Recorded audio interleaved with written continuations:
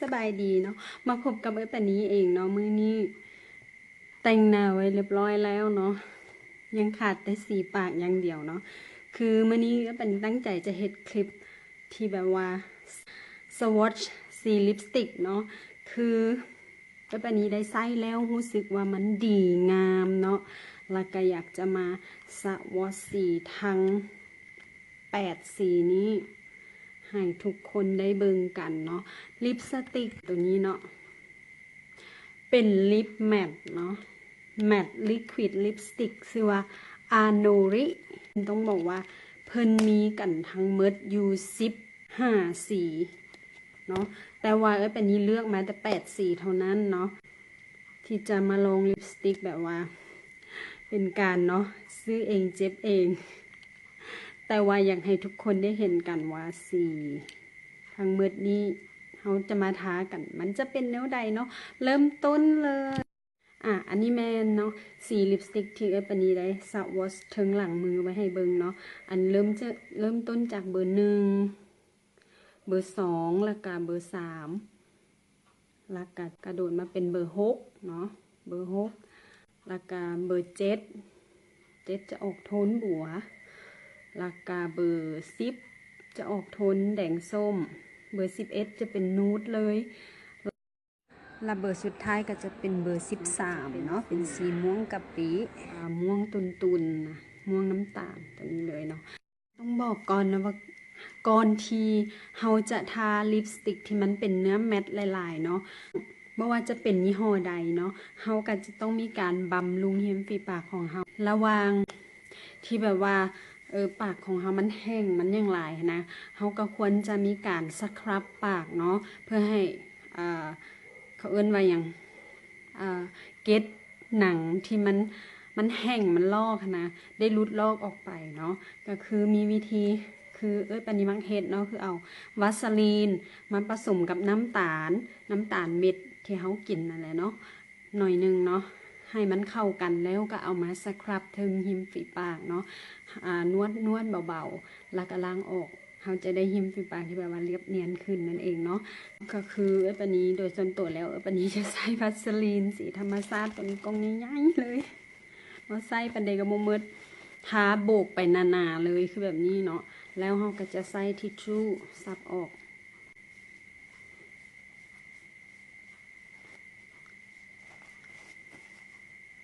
เนาะ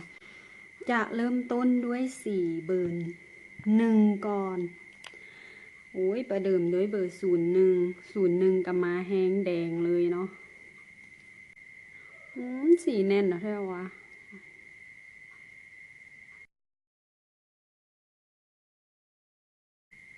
อันนี้คือจุ่มเธอเดียวเนาะบ่ทันได้จุ่มอีกเลย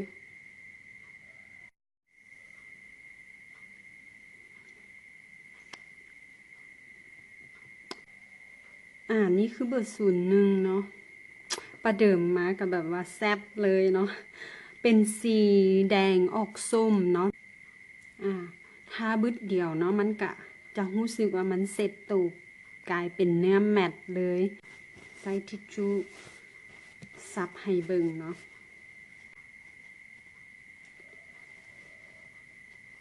ออกมาน้อยเดียวเนาะเกือบว่าบอกออกมาเลย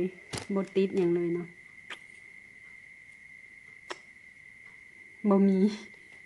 เนาะเดี๋ยวลองกินน้ำ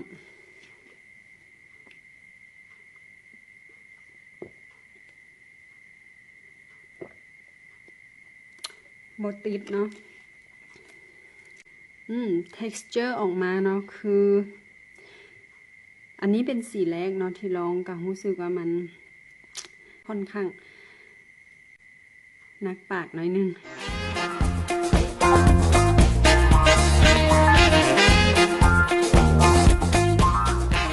สีมันจะได้แบบ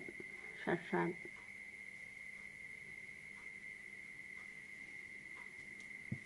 มาต่อกันด้วยเบอร์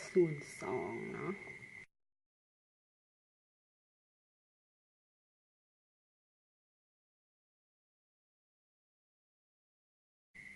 สีนี้เป็นสีที่งามเนาะปันนี้มักเลยแหละเป็นสีที่แบบว่าทาแล้วออกมา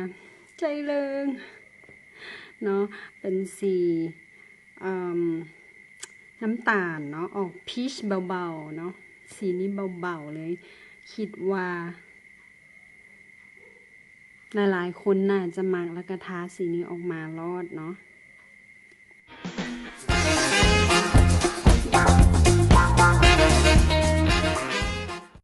มาต่อที่สีเบอร์3เนาะหลังจากทาแล้วเนาะก็จะมีการเลียปากหน่อยนึงเพื่อให้ลิปสติกมันแบบเซ็ตตัวได้ไวขึ้นนะเนาะก็จะกลายเป็นเนื้อแมตต์ไปเลยเนาะ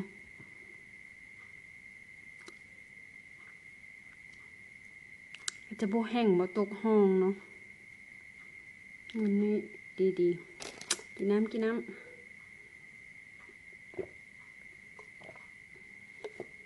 บ่มีนะบ่มีลิปติดออกมาเนาะถือว่าดีงามเลยเนาะสีนี้ก็เป็นอีกสีหนึ่งที่แนะนำเลยเนาะมันจะเป็นโทนสีบัวเนาะแต่ว่าเป็นสีบัวแบบตุนๆป่นน้ำตาลหน่อยนึงเป็นสีที่กำลังฮิตอยู่ในช่วงนี้อะไรเนาะสีเบอร์3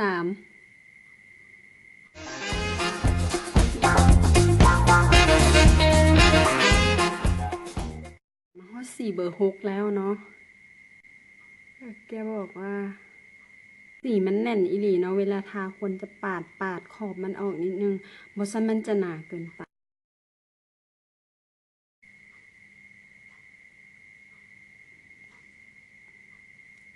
อุ้ยงามอีกแล้ว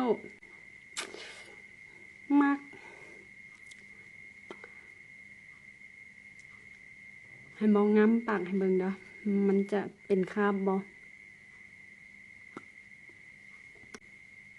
งามอีกแล้วเนาะเบอร์6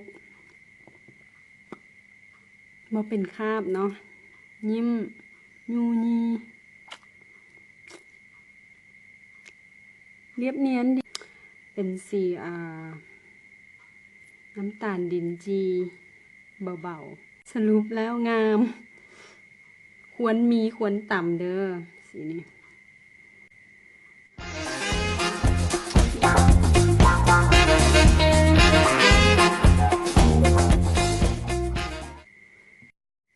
เบอร์7กัน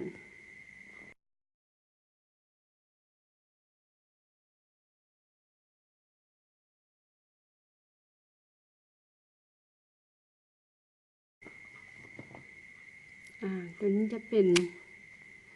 สายหวานเนาะเป็นสีบัวอยู่ใน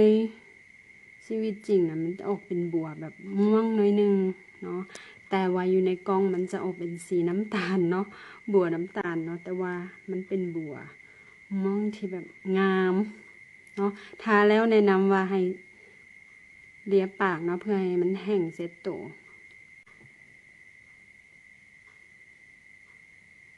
เบอร์07ก็งามเด้อ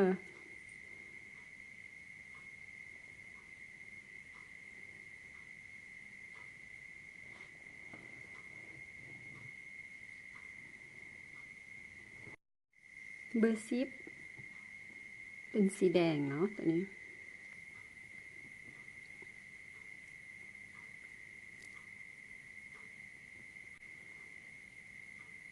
ตัวนี้เป็นสีแดงเนาะแดงค่อนข้างที่จะแบบบริสุทธิ์หลายกับบได้เป็นแบบเลือดนกหลายเนาะก็จะ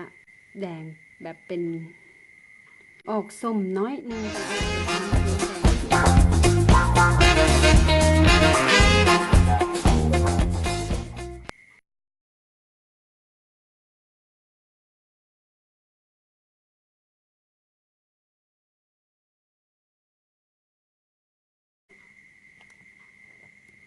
อกสีเบอร์11เนาะกับเป็นสีค่อนข้างนูดเลยเนาะถ้าแบบว่าทาแล้วเอาลิปกลอสมาทับหน่อยนึงก็จะกลายเป็นใจเริงเลยนะเนี่ย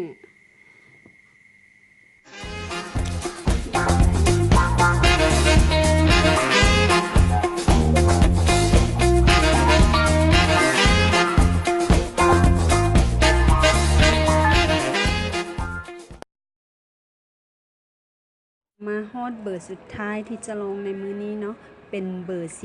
13สีม่วง บัวม่วงตุนสไตล์สายโฟกันเลยเนาะตัวนี้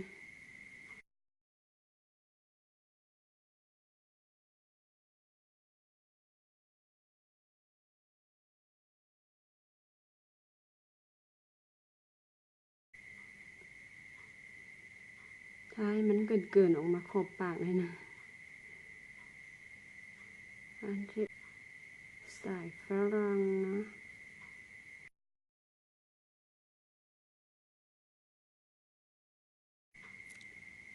ทาออกมาแล้วแบบนี้ค่อนข้างจะมักเลยเนาะสีนี้ก็เป็นแบบว่าสายฝรั่งคืออยู่ในกล้องมันอาจจะแบบว่าเข้มแบบเข้มดำๆไปน้อยนึงแต่ว่าเนาะอยู่นอกมันบ่ได้ดำทั้งขนาดมันจะออกเป็นสี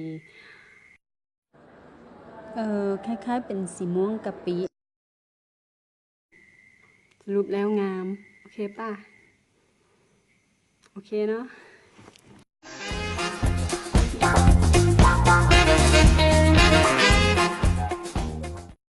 โอเคเนาะก็จบไปแล้วทั้ง8สีที่ปนี้ได้เลือกมาสวอชในมือนี้ลิปสติกของ